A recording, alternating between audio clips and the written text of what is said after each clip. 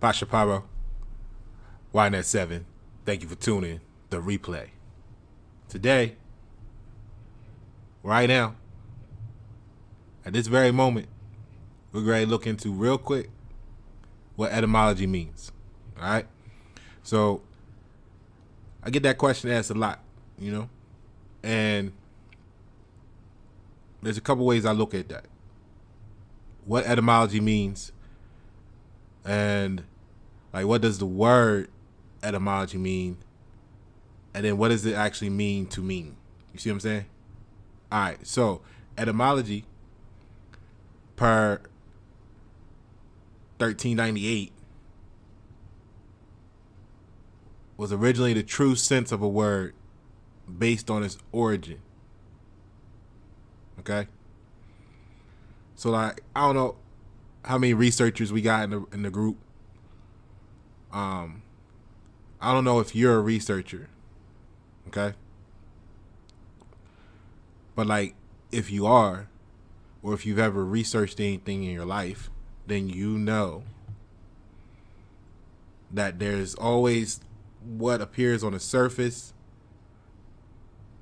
and then there's what it really is, right? And that ties into something I like to bring up called the fractal universe. Where any point in time and space, the more you focus on it, the more it expands. You see what I'm saying? So the bigger it gets, because it was just a dot on the wall. It was just a period on a piece of paper. But if you zoom into it, it's got elevation, topography. It's a whole little world by itself, et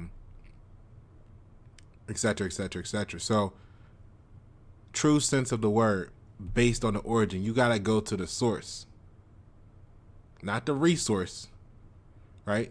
The resource can't tell you necessarily how it's made, what it does, like when you go to Walmart, they're the resource, and you say, hey, can I and they be like, I don't know, I think so, or they tell you they don't know, right?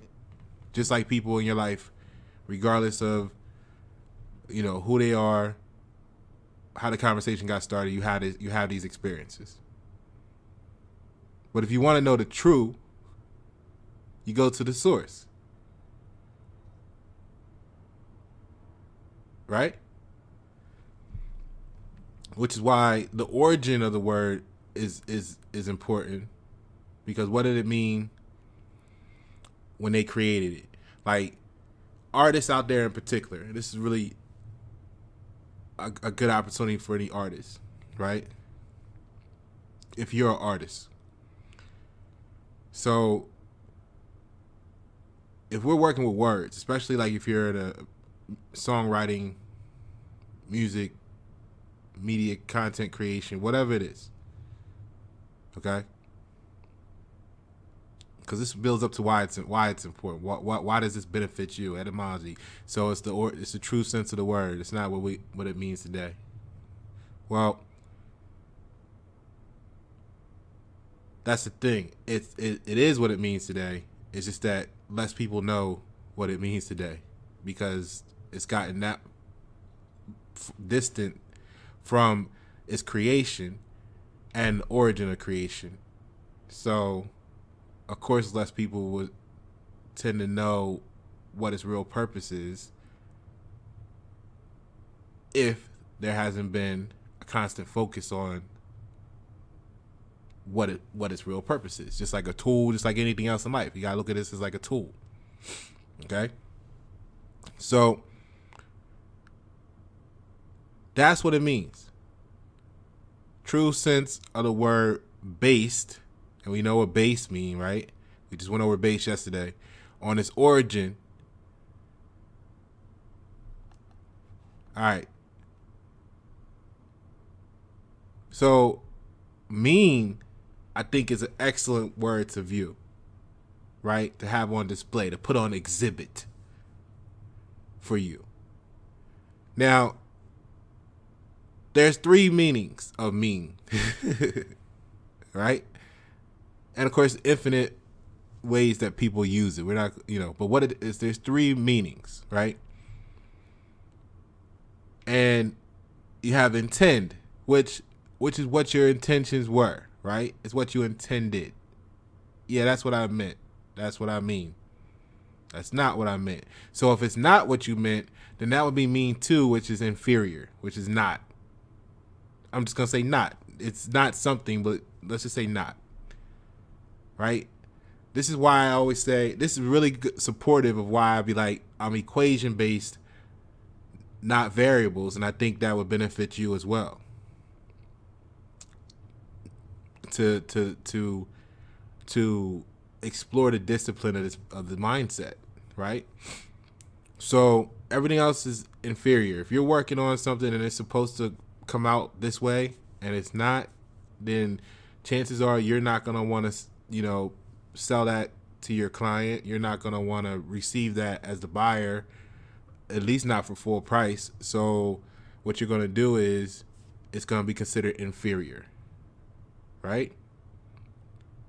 Now, what I do like is the third meaning, and it's halfway between the two extremes, right? Which sounds like it's still not what you want unless you're changing your perspective. See, halfway in between two extremes is a target, is the bullseye. You see what I'm saying?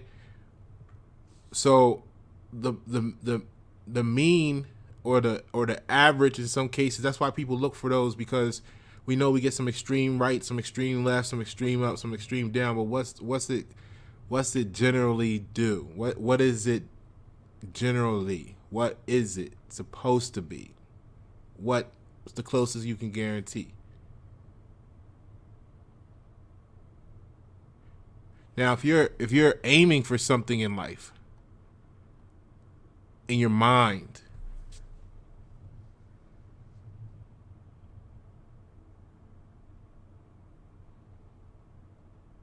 in your conversation,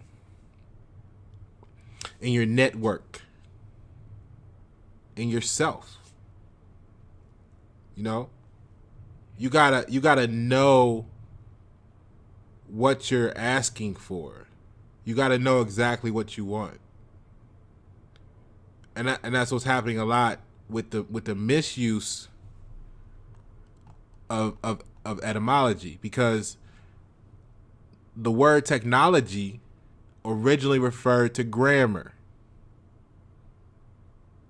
So think about all the ways you're using and thinking about the word technology, and realize that is the original constructs of thought applied to what you know as or think would be grammar.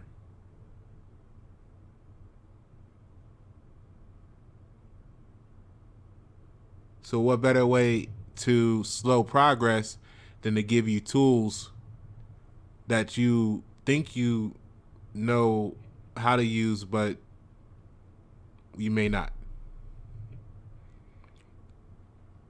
You see? Like love. The word love means a different grade.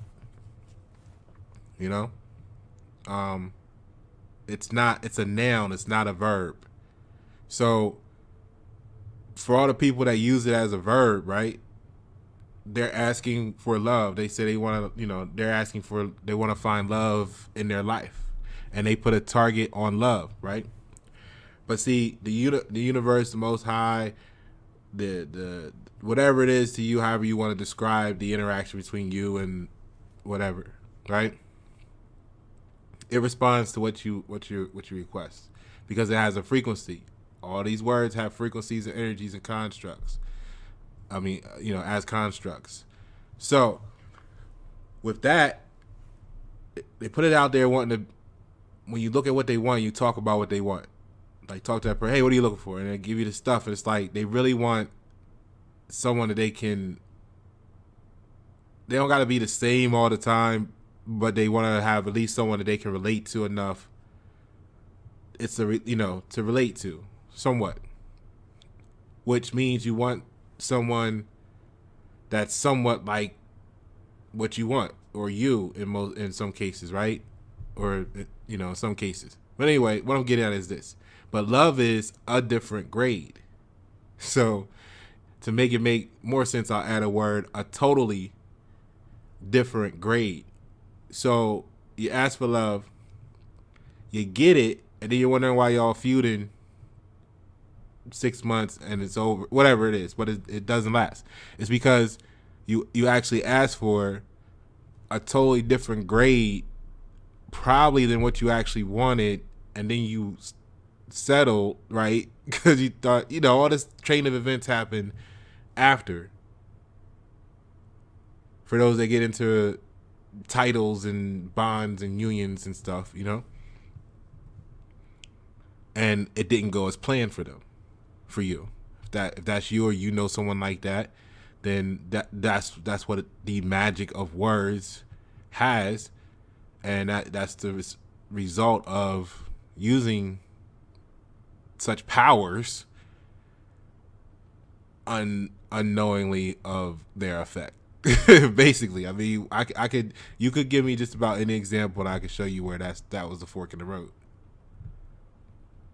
And it's okay if you know what you're doing. The problem is, it's okay. It's not okay if you don't know what you're doing. You know what I'm saying? So that's the power of the situation. And once you realize, if you want to see where they hide the word love in plain sight, the true meaning, just look at tennis. You either have those that know the number line know that 0 is the only different breed, so to speak, of number. Everything else has an exact value except for 0. Because it could be nothing and it could be everything at the same time. So in tennis, you either have a score or you have love, which is nothing and everything, because it's the potential to be something, but it's nothing. It's weird. But anyway, that's what it is. You have love. So that's where they show you they use the word in plain sight. Okay? Nice is another one, because when you look at what they taught us nice meant, it's kind, courteous, thoughtful, right? But when you get into what the word nice means, it's actually foolish, delicate, fussy. And you'd be like, nah, that's not. But see, when you look at the sayings of what the word actually means, or some of the sayings that like nice guys finish last. No more Mr. Nice Guy. So if nice was kind, courteous, thoughtful, then that doesn't fit these historic sayings that However, if you apply the word for what it really means, foolish, delicate, fussy, you can see why that would be something to remember. No more foolish, delicate, fussy guy. Foolish, delicate, fussy guys finish last. NYCE pre-1300. You see what I'm saying? So, law of attraction. That's what it's, you're trying to get at. If you're looking at this prayer, anything that you're using words, thoughts, because your thoughts, you may picture them, but they when you communicate them, you're using words. So we want to hit our target, right? And you should be able to graph your results. Pasha Paro, YNet7. Thank you for tuning. The replay.